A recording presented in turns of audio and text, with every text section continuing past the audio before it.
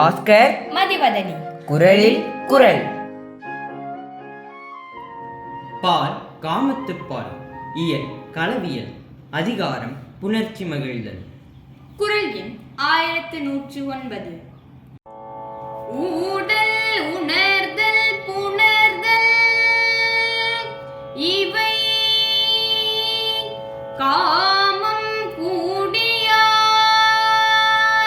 பெற்றபயன். ஊடல் உணர்தல் புணர்தல் இவை